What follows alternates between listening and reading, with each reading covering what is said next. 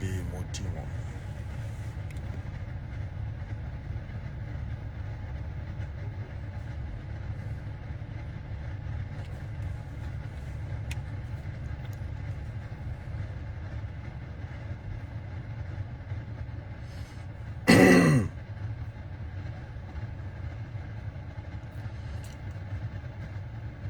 Paiko sare ngal payngal labangal nantungalinde payngal nanda e de apayle lan salmina on lando sidon e jam nokku kalka won don e ka jodor don onon e wondibe mon e jatigibe mon e musibbe mon.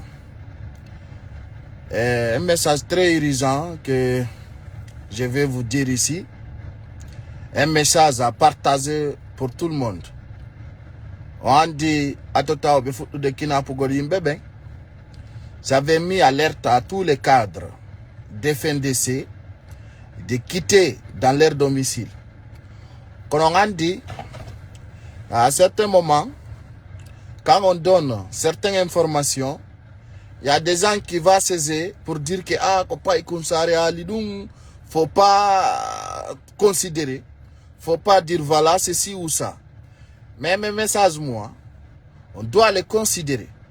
Donc, oui, combien de fois aujourd'hui, pendant la journée, ils ont essayé d'interpeller beaucoup de cadres.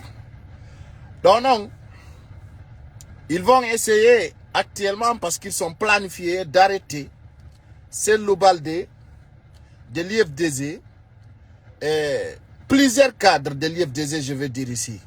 Plusieurs cadres de l'IFDZ seront interpellés la nuit d'aujourd'hui. Plusieurs cadres, j'ai dit haut et fort, plusieurs cadres de l'IFDZ seront interpellés. Comme nous avons dit, que Ousmane Gawal, Bala Samoura et plusieurs autres, Tcherno Mamadouba de Dingirawi, j'ai dit plusieurs, plusieurs cadres de l'IFDZ seront interpellés ce soir. Pour des raisons,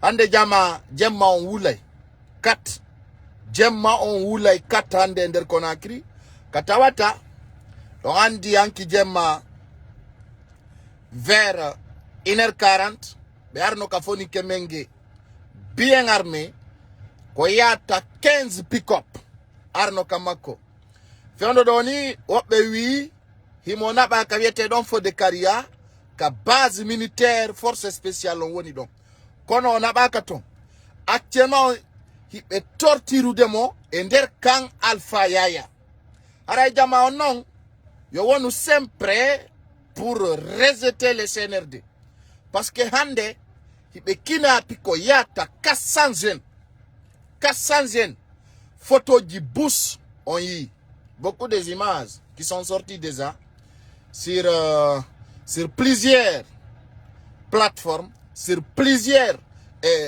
groupes, kotawata hande hibe yetirde yimbe ben goto wallina be kaore tabe hibbabe ndiyan foccabe ha bandu mabbe ndu wada treji foppu imaji din ko imaji labu di post kono mi tortodo ginembe ben honno mi toroto on foppu mo avant que yobe waru bedo parce que leur objectif j'avais dit avant aujourd'hui c'est pour se débarrasser à Foni Kemenge, c'est pour se débarrasser à tout un leader d'opinion, c'est pour se débarrasser à ces Loudalins, c'est pour tuer toute une personne qui veut déstabiliser le CNRD.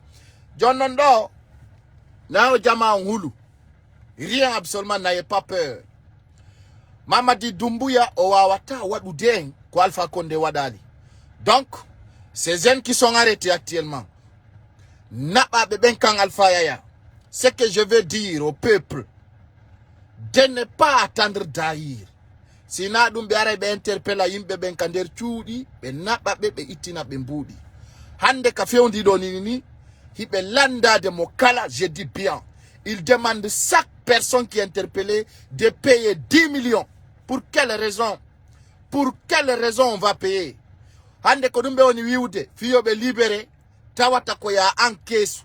Budi sisi doma o yalta konder kaso joni non mi hala no ngono gine beben min ni kala sikudo Mamadi Doumbouya hulay wadugol ko fetti kon walla Mamadi Doumbouya hulay nangugol selludele ɓe naatunoɓe ɗum ko hakkille mum ɓe fenay hay fus non kadi ɓe wawata hay mobilisugol 2 personnes ɓe wawata hay wowlugol fiyo yimɓe 10 yaltu ɓe wawata na pilito ɓe itta mbuɗi fiyo goɗɗo yaltu. Donc vous avez vu combien de fois ces sales boulot ont commencé. Donc hande laaɓani on hay si tawi ko selludele yayno ɓe wakkilino yaltingol pick-up je nder Conakry waɗa zar de combat je partout dans la commune de Ratoma et toutes les communes de Conakry ɓe interpella selludele ɓe naɓamo ɓe wara. Donc c'est clair pour vous. Onon sikkuno ɓen awa menen wiɓe ɓen ta selludele yahu fita ɓe nangumo ɓe wara na kulol parce que menen meɗen andi ko men yi kon. Joni non on wiyano Mamadi Doumbouya warata on a bel et bien dit mais il wara yon parce que ko waro c'est un criminel, c'est un assassin. Labani non ande Guinée ben c'est pas la faiblesse. Yimbe ben andi ande selludele n'a pas peur. Même yida be wara selludele nge ore fenande. Hande non labani on parce que ay be selludele ben non der ton wonbe ben endukude yo jama on nange hibe der ton wona be puusude golfiyo selludele nange ben non der ton. Mais c'est clair maintenant. Labani on vision Mamadi Doumbouya on et régime CNRD on ko règlement de compte ko honno be planifirta comment déstabiliser selludele et tuer tout un leader d'opinion, tuer toute une personne qui dit non à Mamadi Doumbouya. Johnny non la bani Guinée bébé FOP au niveau national et international dans notre pays ko assassin criminel fala do impose de dictature et ore fenande. Donc il faut que chaque Guinéen se positionne dans les meilleures positions. Feno do ni Sekou Yaya o ka IFR hande be nangimo joni ah la bani on hande kadi c'est tout un leader je dis. Nafi kokotoma wala ko bapama. On avait bel et bien précisé. Mignon, si fait I et Mimpai Kousare, Milandi, ko cadavre ni wolde yeso mondo. Milandi ni, le temps viendra, ils vont métier. Ils vont métier. Donc, c'est leur vision. Des amis mi do andi, mi toro to kala yidu dola yoyarlo sinofala. Parce que min, lang andi ko Mamadi Doumbouya desidi wadu gollanko. Kono, hiden jonni Allah. Hande mi wata joda gol mi fesa yeso mon mi wulla mi limta parce que mi wadi no amita inafata. Donc je demande chaque Guinéen partout là où il est d'être sain, mobilisé parce que bedo o Mamadi Doumbouya do odo no décidi o wadai ko Sékou Touré wadali odo no décidi o wadai ko l'instant ko fe ilansana konte wadali odo no décidi o wadai ko Alpha Condé wadali. Oh non, c'est toutes les ethnies. C'est toutes les ethnies composées en République de Guinée. Au Wadaï Bessal Boulot. Alors, non, musique, ils nous s'attiennent. Quand vision map on hande maon, ils vont finir avec Foni Kemenge. Ni, wapbe wilang hibe happimo hibe junnitimo. Wapbe wilang hibe pimo.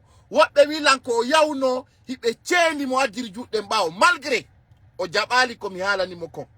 Partage vidéo au maximum. Mi noddi mo ka téléphone mini Foni Kemenge ta wonu kama yal tuton nafi a hulay kono iwdon parce que tu es leader de tu es parmi les personnes les plus indiquées. Mini mo Foni ke iw kander souduma ta wonton o ila ya 4 portes on peut pas m'interpeller. Et moi je sais bien les hommes qui m'informent au palais Mohamed V ben daina tala ben si wilan goddu wadi kander pale si la fala mi yalta mi hala parce que du yo laba on nyande mi non Doumbouya fe lama ko non woniri tay goto ata interpelugo. Donc plan gidi c'est bien planifié. Jonando ko pididi ils vont essayer de l'empoisonner pour le tuer comme Rose Bamba mais si kalani Mamadi Doumbouya fenay ida way warde Foni Kemenge wara Ibrahima Diallo wara Sekou Yaya, wara Cellou Baldé que tu veux interpeller. Parce que je vous dis, ça va être clair maintenant. Avant que Cellou Dalein va arriver au pouvoir, ça va être clair. Très clair. Très clair. Johnny, hande la bani on poi, be interpella kala netto, sikuno do jutto kande chudi. Hande des imam pel, imamu be fulbe, nange no yalti nder julirde. Rewbe fulbe viola ben kender jama ça va sortir. Donc ce que je vais vous dire chers Guinéens, chers compatriotes, hande no satti kaberndia très fort no mapini mi no yurmi kono mi natado fulbe ben fop partout là où vous êtes. C'est le bon moment de prendre votre responsabilité. Andi ton hande kadi hay goto wawata en sovugol sen sovali hore men. Hande kadi pullo fop yo immo wakilo. Mi hani no mini dem uri 7 millions peul à République de Guinée. Dem uri 7 millions. Hidem uri 7 millions enen fulbe ben. Enen fulbe ben ko nafigi yagal e konaku e angal nantondiral et certaines divisions hadi lamo den. Mi wi on be on wiude ko FNDC wadi échec ko fenande. On avait dit en 2010, c'est pas c'est Loudalen qui a échoué, c'est la Guinée qui a échoué. En 2015, on a souligné, on avait dit c'est pas c'est Loudalen qui a échoué, c'est la Guinée qui a échoué. En 2020, précisément, on a souligné c'est pas c'est Loudalen qui a échoué, c'est pas l'IFDG, c'est la Guinée qui a échoué. Aujourd'hui, on voit un petit clan qui vient de nulle part, comme Sadiba Koulibaly, comme Dansa Kourouma, comme Mamadi Doumbouya, comme plusieurs autres, aujourd'hui, qui prennent nos parents, Peul, qui se disent musulmans. Ça fait honte aujourd'hui de voir un père de famille Peul qui n'a pas, andi ton nom, ko yaoure. Ande soso jo kinapaka, maninka jo kinapaka, imamu jo pullo, ender commune de Ratoma. Mais kinapimo, et nadimo kang alfa yaya, juste pour les torturer, juste parce qu'il est Peul. Juste fiyo yaltu ohala oya a mihersina. Be orta moko ba be nini kander kang alfa ya. Be orta be ara full be futa militaire no suti sustange yude. Je vais vous dire, beaucoup de personnes qui commentent maintenant sur ma page, hors de mon sujet, la personne sera bloquée automatiquement, tu vas jamais me regarder. Maintenant, j'ai décidé cette décision. À partir de là, je souligne, toute une personne qui vient de l'uniforme, de n'importe quelle position, tu viens sur ma page, tu commentes n'importe quoi, andari tata langaduna. C'est terminé. Parce que l'on a dit, wapenoga, be ala barki, be ala nedi, be andako be fala, be huda, ha, et certains moments, Jonon a déconné tout, mi débarquement direct, ara andari tata la. Parce que mi kala coupe de vidéo, en des pages, je te bloque directement. Chers Guinéens, chers compatriotes, nous sommes des hommes les plus forts en République de Guinée. Parce que ben si ben Johnny ordre, wala tasa konyala, menen kadi men tawete et déstabilise Gol Mamadi Doumbouya. Je le dis haut et fort. God on a wana ara wala nder la Guinée, ara ko woni ko wadde no buri wondo nder la Guinée. Donc je vous rappelle ça, mettez ça dans votre tête. Oh, Abel Nani, laissez tomber, je vais bloquer certaines personnes qui sont là. Voilà, très bien. C'est qui kosama kalamioni. Voilà, très bien. Wandi, il y a des gens là, en dehors de moi, il y a qu'à la décondom bloqué. Directement, donc à la pagaille. Andi don si coup de kosama kalamioni. Je blague pas. Tu déconnes maintenant, je te bloque automatiquement. Andari tata la ngaduna. Ça rien de penser. Et puis, quand mon public identifie là, je te bloque. Andi no do bui dakali udadi. Ko ber ko nadi ndirdabe obe andi les gars là ils pagaillent pas de. Même si Mamadi Doumbouya Johnny Mabouda il n'y a pas pagaille capable, je te bloque automatiquement. Et puis j'inscris directement quand je te bloque. Ça a une compte téléphone donc créer ta compte. Facebook n'acceptera pas. Donc on doit n'indertom. Musibe a wambelandar de osaido. Haray ko andin tingolo message très urgent. Hulbini do no wondo arde fendo do. Mamadi Doumbouya himo yetu de sukabe fulbe. Naba be ha soron koni. O jetta sukabe fulbe. O naba be ha fo de carrière. O tortirabe, o piabe, o lettabe e ore tonye. Haray non. Fopu no suti. Communauté nationale et internationale. Ko onon holora. Il don suti ko fait ikon la Guinée. Il don suti ko oni kon fait ugol. Et mi jonna do de l'action noble à tous les jeunes qui sont à Conakry actuellement, qui sait bien que les CNRD les visent. Surtout jeunes bébé Kalax. Surtout jeunes bébé Kalax. Comme il n'attend Hande Ousmani Gawal no inscrivi jeunes be entre vous. Ousmani Gawal no inscrivi yimbe wombe on endi kude. Ousmane Gawal no yobi sukaɓe hande no infiltré ɓe ka nder LacsTon. Kono minata d'abord, je vous rappelle, vous êtes de l'Axe. C'est le moment d'attaquer tous les domiciles des ministres. Kala ministre de Moandoudo, kala ka wontiri nder Conakry, ta wetu on attaquali galle on tigide. Wandi fiyonu, parce que son atti on fait pour mon benangayo benababe soka yo referende.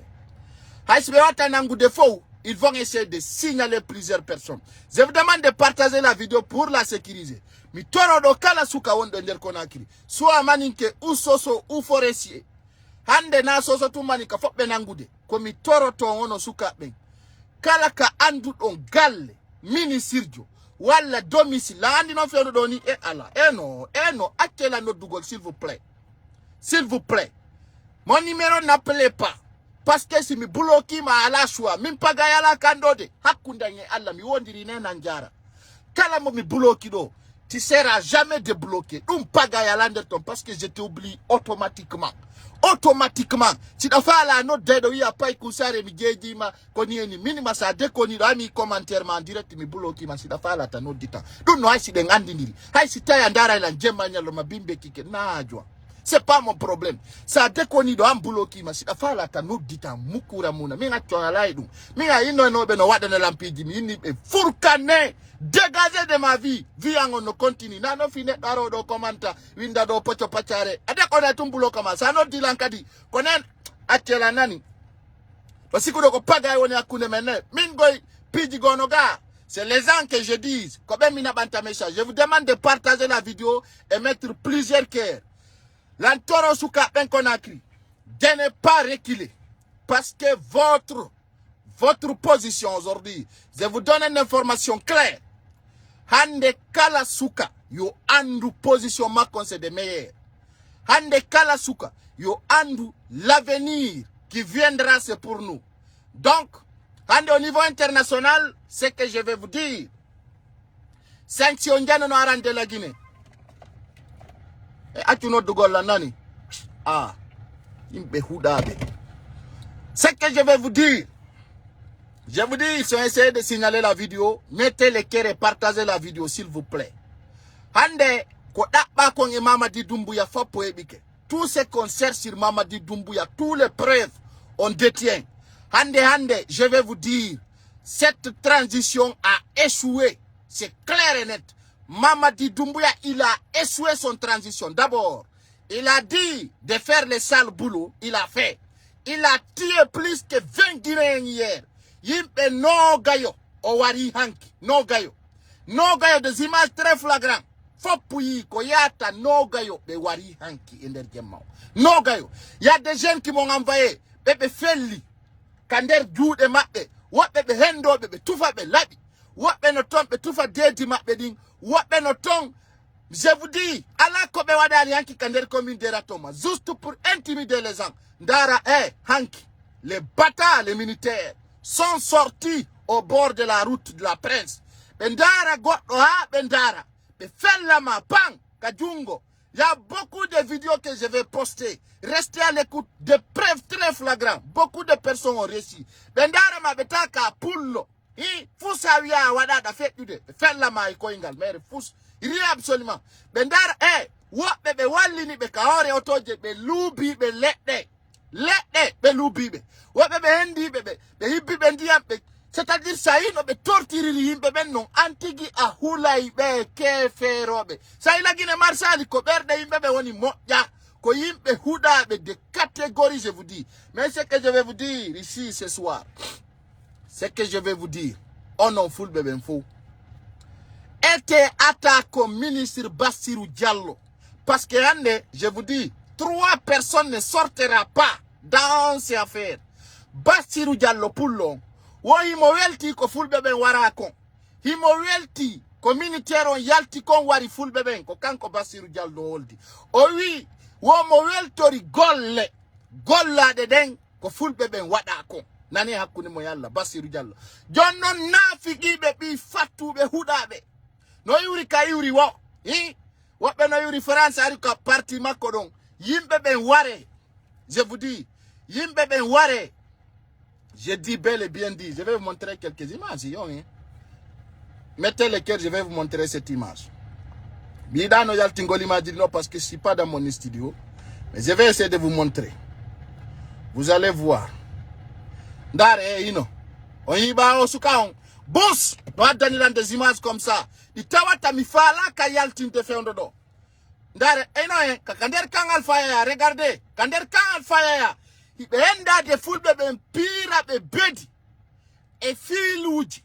Et sakuji. C'est moi qui dis, j'ai des images. Mimi alata kotawata.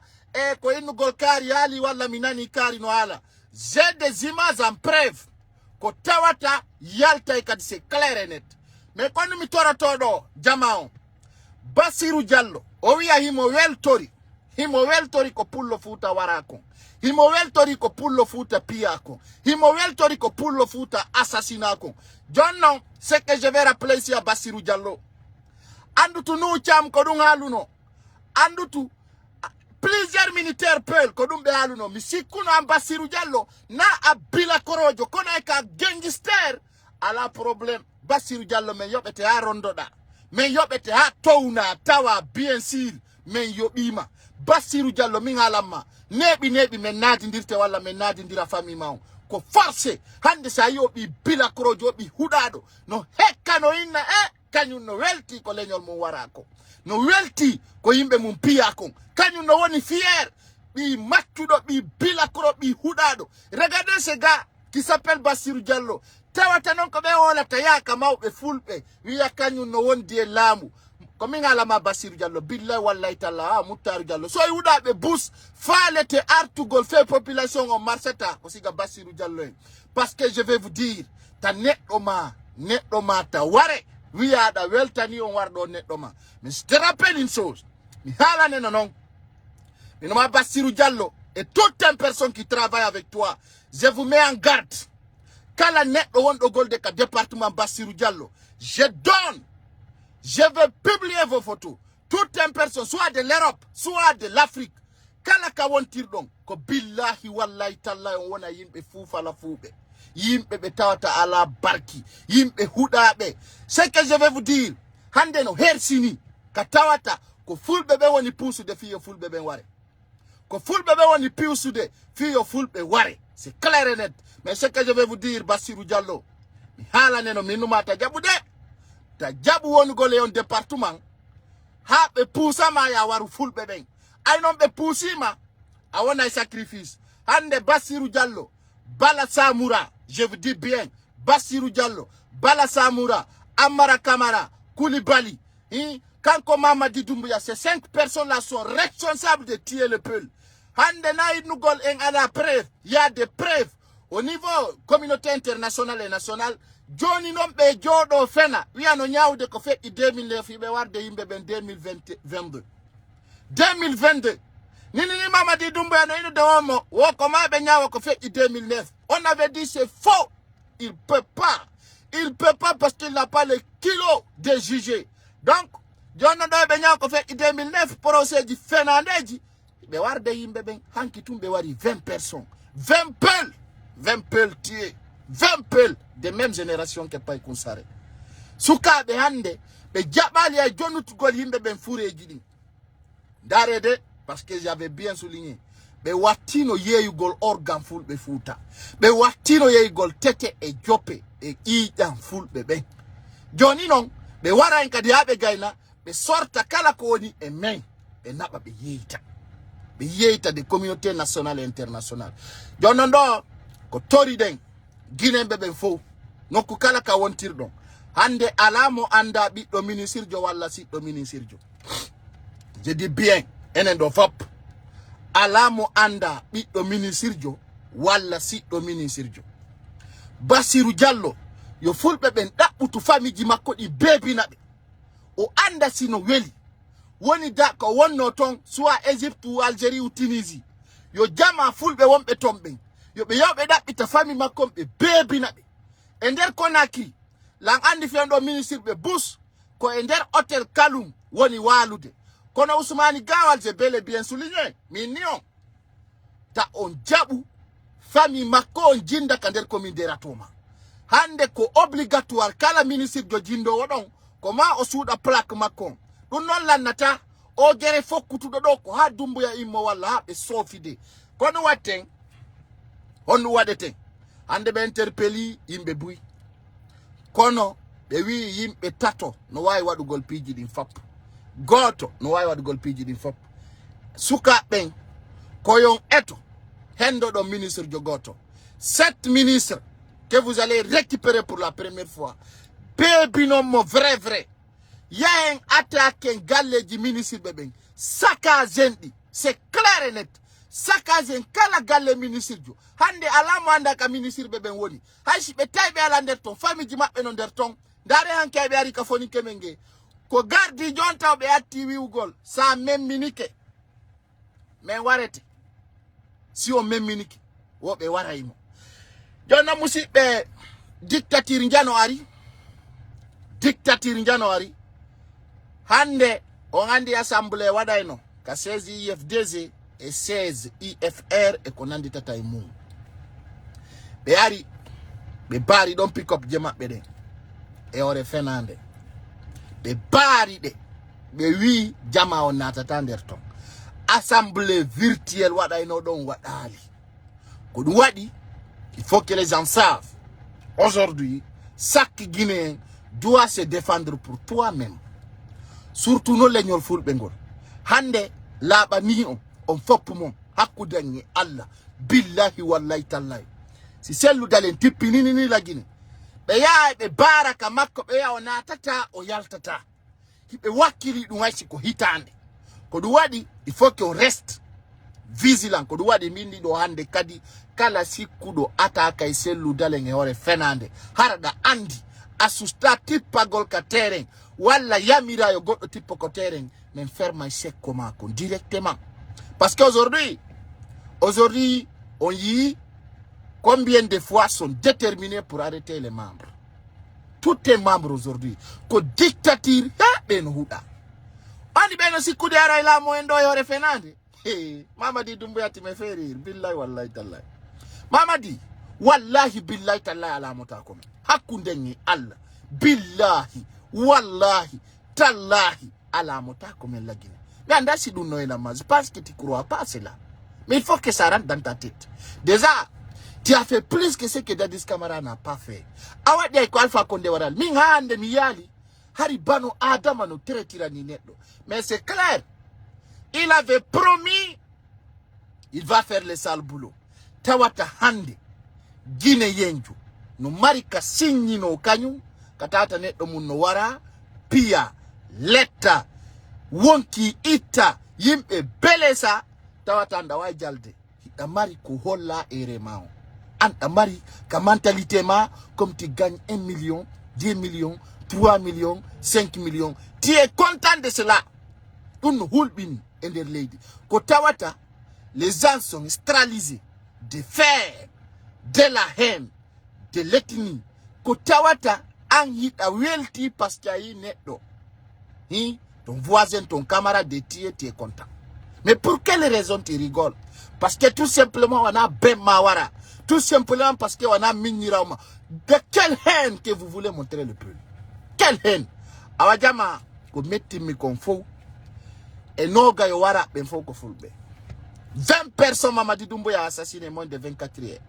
Est-ce que moi il remplace de donner God 20 personnes il a ordonné 20 personnes wara ma fulbe sina jallo ko bari sina bari wo ko so sina so wo ko jallo 20 personnes tiye hier 20 personnes don't know what on jallo go honto so e bila vogi dogi bila vogi ari yi vision mabbe on bila vogi ari woni yi vision mabbe on très clair ko du wadi hande foppu fami bila vogi dogu o akkidi bedo e tanaji mabbe din e masiboji ko yiri be kon ala wono mi toroto sukabe fo sukabe ben fop kala ka wontirdon kala no wontirdon mi toro on yon immo wonon déterminé surtout fulbe be wallahi billahi tallahi kala ardo do tawi ko pullo walla sosojo fala do lamagol itta lamugo ngi jungo mabbe be wara hen donc nous peul comme toroto hande on fop mon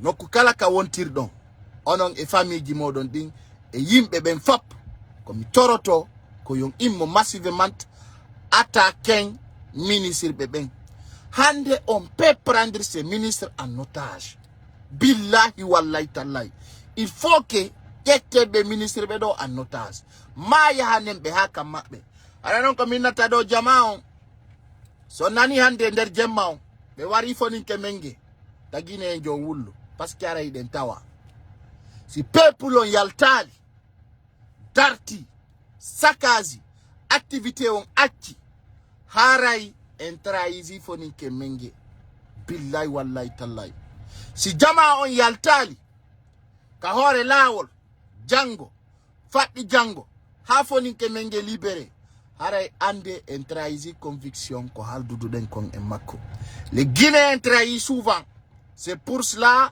enen iden trahissé de tunka yaru den wo conviction décision déterminée Guinéen ben fop doit ka hande accugol be warira foni ke menge no be wariri no Rose Bamba hande ko vision ensemble kambe clan on Mamadi Doumbouya be décidi ko be waray en be impose ka pouvoir hay si leydi ndi golle take hay si tay fus be wata wadugol jonno Guinée men do adde ka mentalité mabbe naye trahison conviction meden aujourd'hui en tant que Mamadi Doumbouya lami leydi ndi wona tay stable en tant que Mamadi Doumbouya lami déstabilisation totale en tant que Mamadi Doumbouya no lami leydi ndi wona ta jang et kisier donc ce que je vais vous dire ne trahissez pas la conviction qu'on a décidé. Aujourd'hui, cet peuple a décidé de se libérer. Donc, si Mamadi Doumbouya vi uno en kanyu, o ya uno, ka maide, enen ka morgo tawie. E hande ko hondu, satien, misikuno, Mamadi Doumbouya, heb atangol belo lengol chuchal, wargol pullo futa. Misikuno hande be wada wadite info, sina yetu gol finkari. Fettina e hore pullo futa kona enen en tayen dari enen pullo en hettike wo walla e buttini wo nyande pullo laami donc c'est le bon moment wakilo de wonen déterminé wallo en wo walla en hore dum wallahi billahi tallahi tamba Mamadou en warano tan Sirajo Diallo warade tan Sellou Dalen warade si goddo go kadi aroyi en warete Johnny non c'est le bon moment de s'imposer dans les bons sources.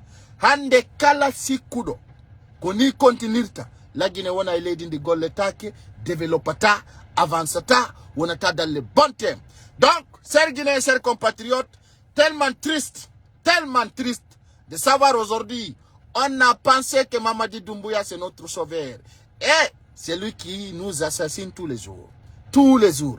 Haray jamanko yo andu à partir de là enen e Mamadi Doumbouya ko ndowru e tigare enen e Mamadi Doumbouya ko ndowru e nyari hande kadi yiem bodita yi Mamadi Doumbouya chaque Guinéen doit se lever yobe andu kadi yobe andu FNDC c'est le meilleur parce que ko bedo holli comment déstabiliser Mamadi Doumbouya ko bedo holli ande Mamadi Doumbouya ko beperi ko bedo holli ande chaque Guinéen doit se lever ono woni fenandebe ono sikube CNRD ko gonga be ono woni bepale c'est vous les menteurs parce que ande ko FNDC holli Mamadi Doumbouya on peut le déstabiliser à tous les temps ko ande ko FNDC souci ni Guinéen bebe Mamadi Doumbouya ko FNDC holli Mamadi Doumbouya so hali me de wainde ko zéro donc il faut reconnaître cela. Hande Mamadi Doumbouya ko beperi, Mamadi Doumbouya ko fenowo. Non, depuis car longtemps on le dit.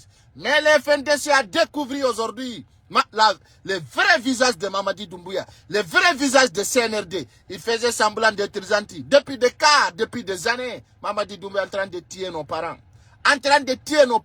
Donc, comme il t'a dit, de Jaspo, Hande, no wodi be minyirabe mun wara. No wodi be nene goto mun wara onon ko on sikkudon anon ko yon jodo yon atika Allah hande ya des parents qui étaient tués onon ko mba cirdo ngittugo le règlement de compte goddo si mawdo ma warama hida duwa sacrifier gol wara goddo ankadi taw yon fo po Allah si be warte c'est clair et net donc neddo si tawi an neddo ma warte ara fusu mustama sunna tama fus ka kefero ala neddo ala musiddo on famine hande kala pullo futa no duwa wargol sorijo c'est clair et net c'est clair et net ay en tant que duwa en tant que pullo ottinali e sorijo marsata il faut que enen kadi ekkito den wargol en bura arabu be wonde julbe en bura arabu be wonde musulman en bura be andugol Allah ay non o fulaku ko sikkino andi Allah e der lagine hara ko beppale ko ni be warirta en be honka en jemma nyalorma bimbe kitide ala musibbe no satti ande moƴƴa ko tawata fewndo do hibe tortirude foninke menge lettamo piyamo kono e der dum non fop o wi o jabata accord o jabata trahisugol ko haali kon haray jama ko gonga président Embalo wi yo jama on habbo na non fiɓe sutaki ko woni kon feƴƴude lagine hande taw o combat FNDC ɗo waɗi fita portojo hay goto aro M26 a lagine ko min haalani on Mamadi Doumbouya ko ɓawre tun o yaata ɓawre tun kadi ko binata ɗo guineɓe yon andu développement ala e nder leydi ndi ɓuttu e pottal e nantodiral ça ne sera pas en Guinée donc hande ko yon andu en wawi kalugol kala activité feƴƴuɗo e nder la Guinée Mamadi Doumbouya kadi mi halana c'est un propre coup d'état qui va lui enlever ɗum kadi neɓata billahi wallahi tallahi ils vont lui faire coup d'état hande ka fewndi ɗo kadi Mamadi Doumbouya no andi o wona légitime Mamadi Doumbouya no andi o wawatande kadi waɗugol fus il a perdu toute la confiance grâce à nous on a pu déstabiliser Mamadi Doumbouya grâce à nous malgré iɓe warde en kono mi andintinnayi on victoire on koye juuɗe men woni haray hande komi torto tun jama on ta jama on jooɗo ha ɓe wara foninke men min ko message très urgent mi faala jonnugol ta fulɓe ɓen jooɗo ta sosoɓe ɓen jooɗo ta jakanke ɓen jooɗo ha ɓe wara foninke men ko hunde tawnde si ɓe wari oɗo haray on andu ɓe déstabiliser no wawoya yo nyande ɓe wari Sirajo Diallo jama ta on jooɗo e nder lagine ha sikkon ko foninke men woni wadde échec ko guinéen hande so yiɓe yaɓe nanga on ka makko e 2h45 ƴetta mo junnita daasa fero e nder pikopuwal yaaɓa mo no hulɓini moƴƴana leydi a watta goto jooɗo sikka ko foninke menge tun waɗete ɗum an kadi ka habbiɗa ɗon ka nder kurmon sikkuɗa hiɗa daɗi wallahi billahi tallahi ñande go ɓe ara ha nder ɗon ɓe hoccama ɓe ara ha nder ɗon ɓe hoccama ɓe ware ɓe piye ɓe lette e ore fenande hande Ibrahima Diallo e Allah Ibrahima Diallo o famine Ibrahima Diallo o ka FNDC wolirowo doy hande ɓe aranimo ka makko ko hoore nden ɓe darnirimo 15 pick-up woɓɓe ƴay ka nder kuuru cikki nder ton honto ɓe dogata ɓe yaha ils n'ont pas là où aller ko ɗon ɓe hoccimo no gasa woɓɓe filmi vidéo ji ɗin yaltay ko tawata no ɓe nangirino Ibrahima Diallo c'est ennemi men ɓe piitimo nder pick-up wal ɓe ƴawi e paɗe hoore makko ala ko ɓe geralimo ɓe nawi mo destination kan Alpha Yaya ɓen si yewti ɗon taw ko banteteɓe piye lette hibbe ndiyam wulɗan tout simplement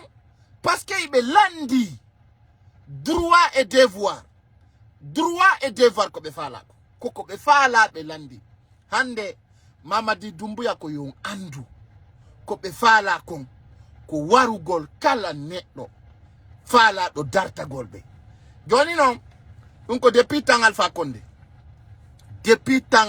ɓe ɗon installé komi torto non ɗo guinéɓe ɓen woni Ousmani Gawal woni kala ministre jomo jaɓali démissionnugol ko formellement interdit au ballier yomi andintinna ɗo non chaque ministre son sikki ɓutti sabu ko fewndi hakkudan e Allah ñande o ñande habbe on va financer d'argent billahi wallahi tallahi si kutilan wonki yanki mi financer kono wallahi mi tappa ko fanɗi o 5 ministre billahi wallahi tallahi hakkunde nge Allah ɗum ɗo si ɗon faala mari o video ando Sarle White a wi'i ka huɗaɗo ka toñowo ka gollanowo bandi. Ce que je vais te dire Sarle White hande ayi ko fewndi kon a woni sabu yo fenande ñiiɓu lagine a woni sabu yo fulɓe ɓen ware a woni sabu piiji buy. Sarle White, je vais te dire quelque chose. A jonni programme uji yo yimɓe ware e ore fenande yo yimɓe lette yo yimɓe piye. Hande aray ɗo ka maninkaɓe wona beppinede Ibrahima Konde kanko sokaka kono hande sa ndari wonɓe ɓen ka maison centrale ko ni men wonno wolirande kasori jane e nandita ɓe mum hande no hersinani yettaɗo Konde si Portugal Mamadi Doumbouya. C'est tellement honteux.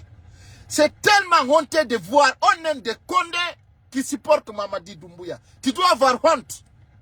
Billahi wallahi tallahi. Le nom de Condé, la famille de Condé doit avoir honte, je dis.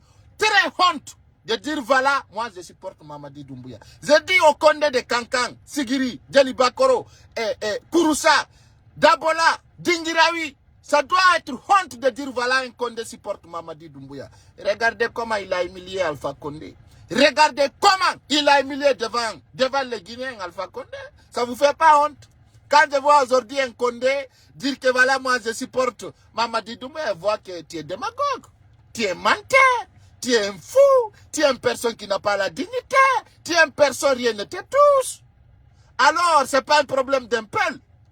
Aujourd'hui, je dis bien, un Condé, un Konya, un forestier, un peul ne doit pas supporter Mamadi Doumbouya si tu as la dignité. Mais quand, à moi, ne me regardez pas, mais regardez mes messages.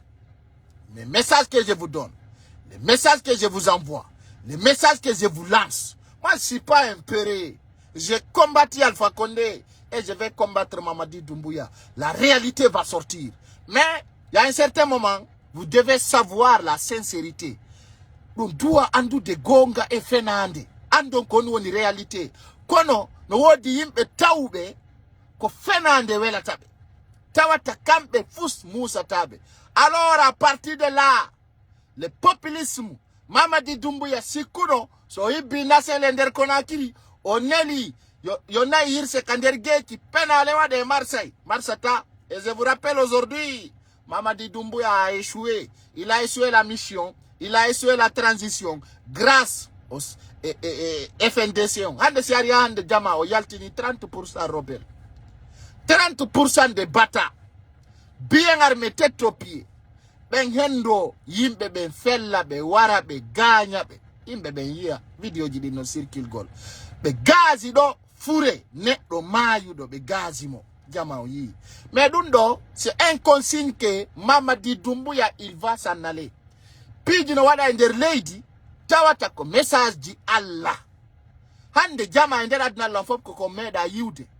Jogi do fure no gaze waline doga. Ona no ngaldi nani no. Unko consigne ludo Mamadi Doumbouya, il va se faire foutre dans notre pays. Il va s'en aller. Ko dun holli, on andi minu non de balde.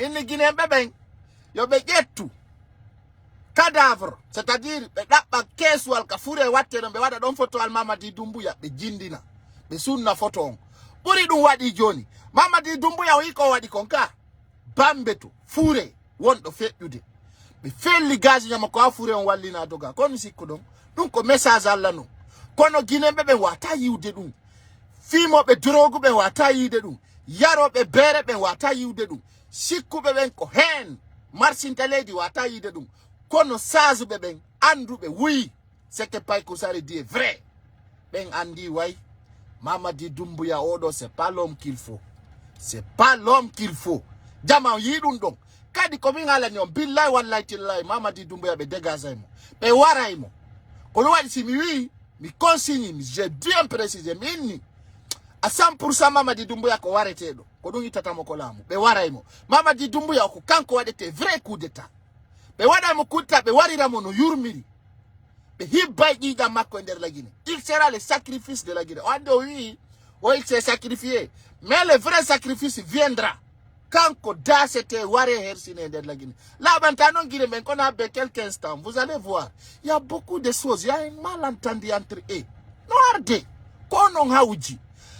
Alors là, Bala Samoura sera comme Toumba Diakité et Dadis Camara. Mais non à l'anion. On a dit jama, mais oui, porte up un pire et goto hakil.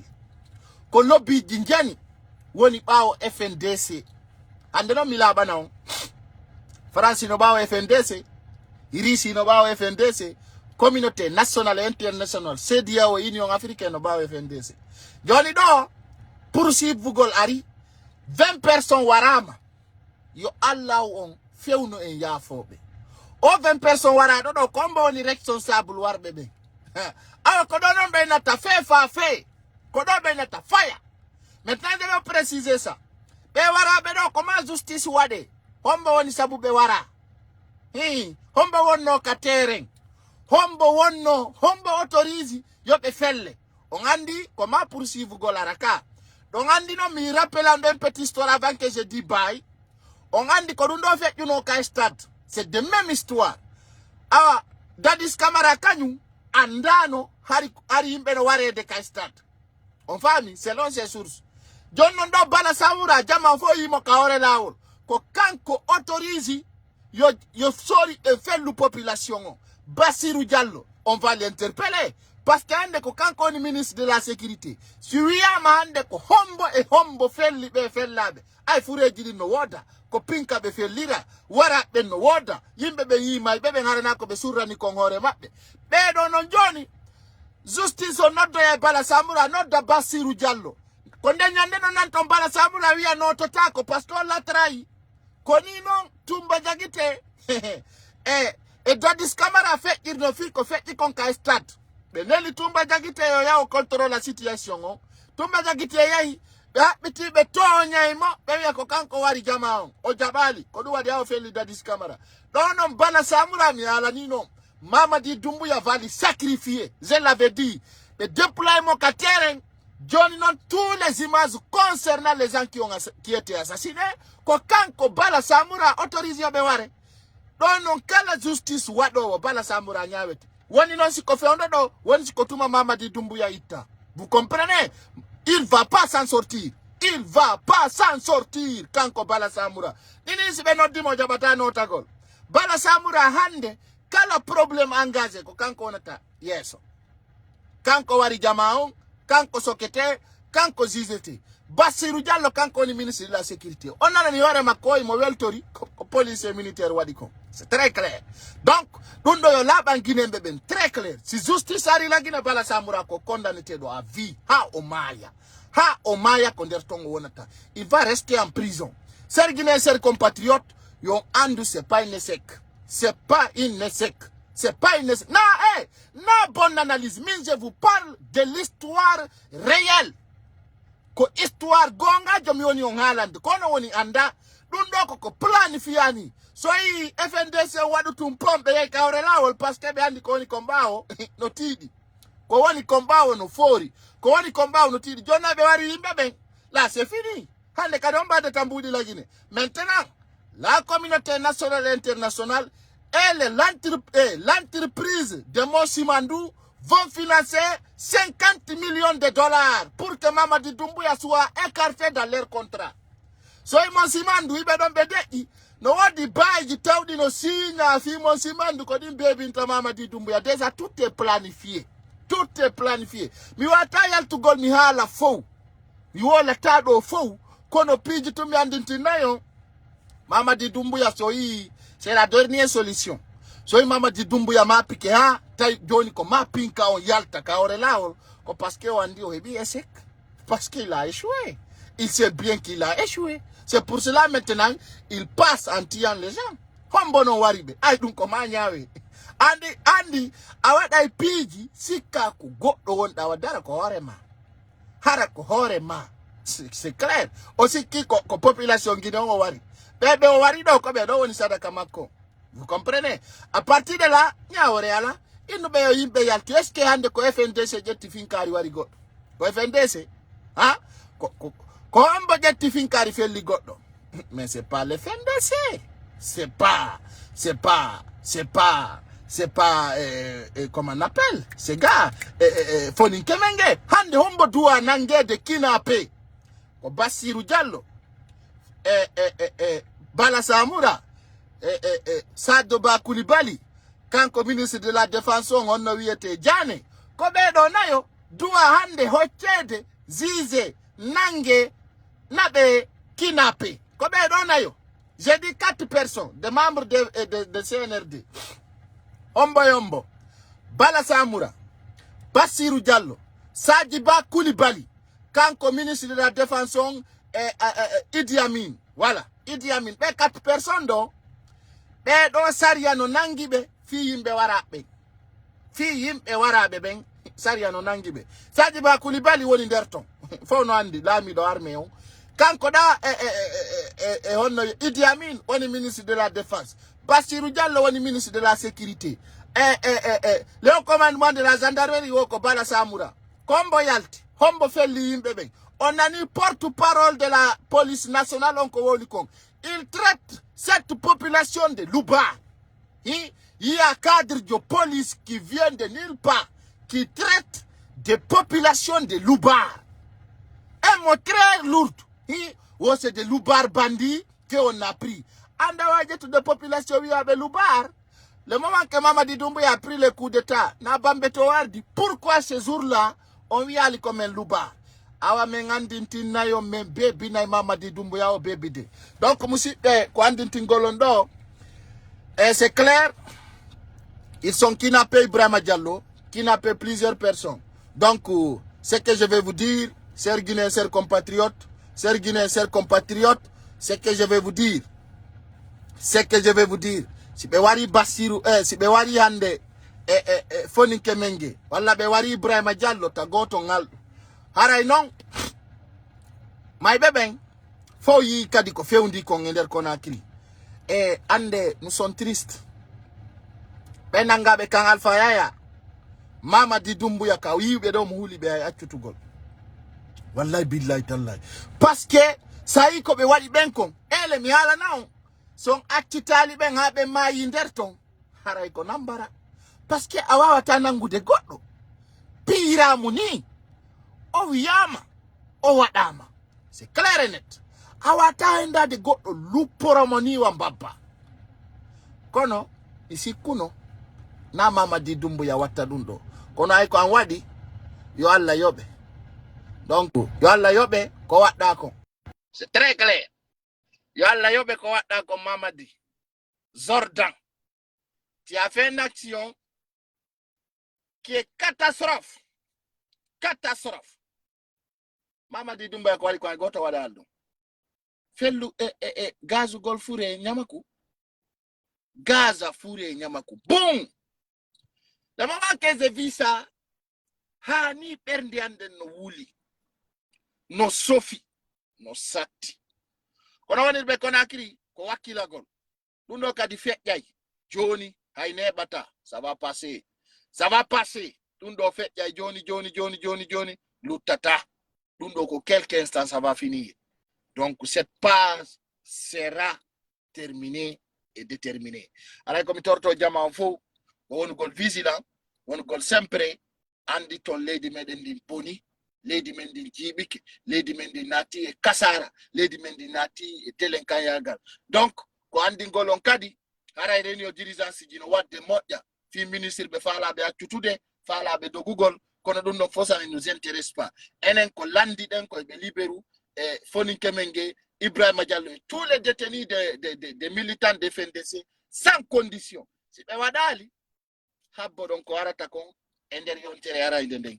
Haray sedia o déjà fu ike yewtugol fi mudum parce que be autorisa me Mamadi Doumbouya ko honɗum hooli ko honto o teppi ha tawata mo sikkude ko légitime ha o wara dartiɗo mo pour quelle raison guina ɓe no doit pose une question fi on ɗum hande Mamadi Doumbouya ko honɗum hoolori ha ka tawata himo mari destikil hi bien entendu warugol Guinée jonno holori.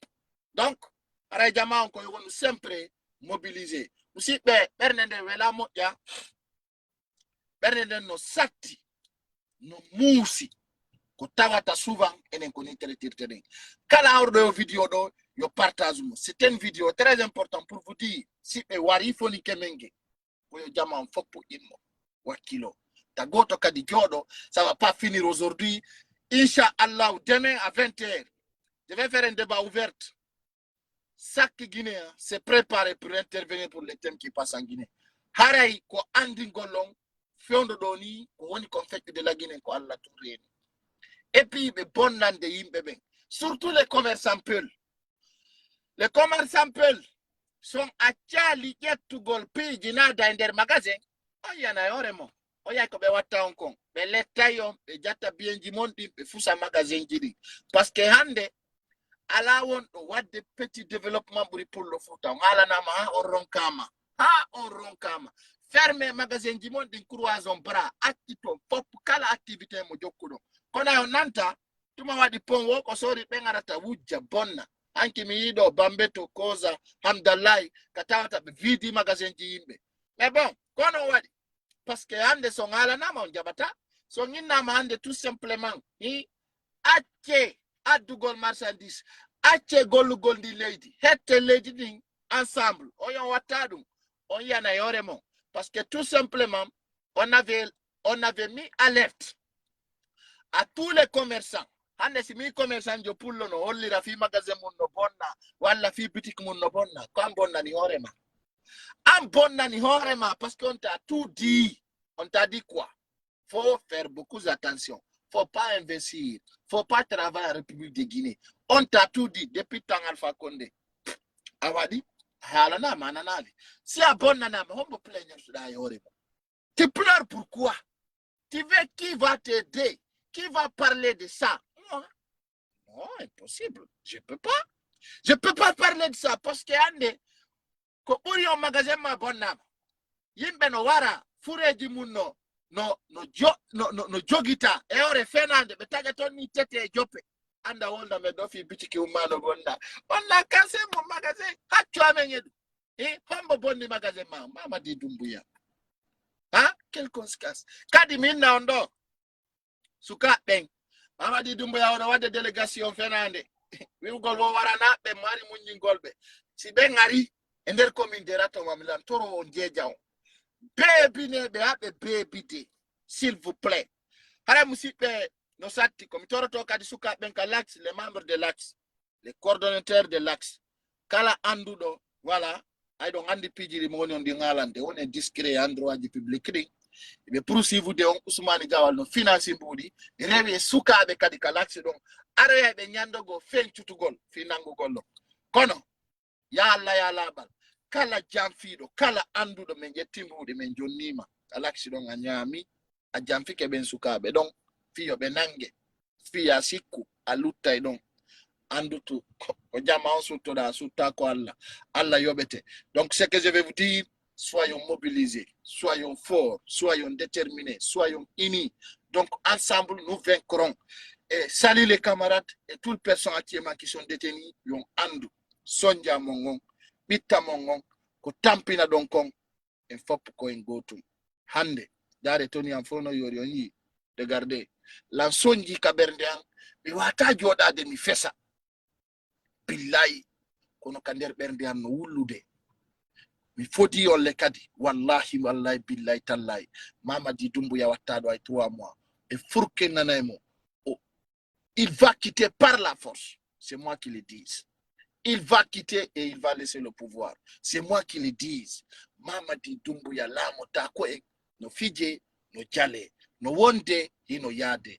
Donc soyez rassurés ensemble dans ande buya la danate. I dakali no nati nder quartier no ottina pinka. Hande goddo anda ko jelo blessa parmina be pale réel. Kono Mamadi Doumbouya ko woni ko wadde o hettay. Wallahi on va pas les tolérer. Mamadi Doumbouya yara e Alpha Condé hakkunde e Allah na yimbe be woni warde wallahi o yaay hakkunde e Allah hay sikkuno be ngo wona o yaay c'est clair et net. Donc soyez rassurés, soyons ensemble yon andu o furkannoto, c'est moi qui le dis. il ne va pas rester au pouvoir. Alors, on a un kidnappé, puis du bruit, je vais montrer des images. Oui, bus, nokeli, il me no tampine de, lette, pillé, hersine. On a faux fait, fop pour fait, ala ko ari luttugol. Haray ko jama wakilo, donc kala kabe wontiri, et si pas à la maison, c'est juste pour vous rappeler ce qui passe dans notre pays.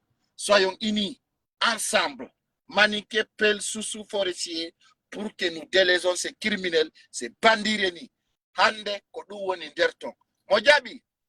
Mo jaɓali habbo ko arta kon o yiyana hoore makko tawata fusi suuɗanakim. Leydi men ndi lankitike boni, tout est gâté. La transition a échoué. Donc c'est clair pour tout un Guinéen qui me suit à l'instant T. Les sales boulots commencent. Les sales boulots commencent.